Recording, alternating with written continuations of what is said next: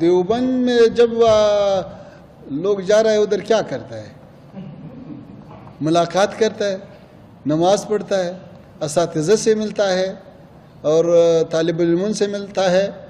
دیوبند تو اسلامی علوم کا ایک بہت بڑا مرکز ہے، تاریخی مرکز ہے۔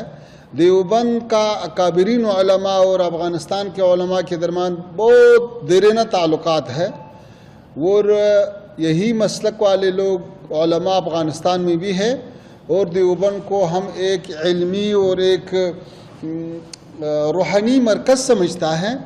تو ہم یہ چاہتا ہے کہ وہاں پہ اساتذہ اور طلباء کے ساتھ ملاقات ہو جائے، اور یہ جو دیرینہ تعلقات ہے وہ پھر تازہ ہو جائے اور آنا جانا شروع ہو جائے۔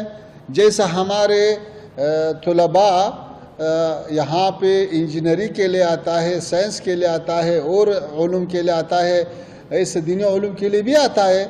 تو اس سلسلے میں انشاءاللہ کل دیوبند جانا ہے۔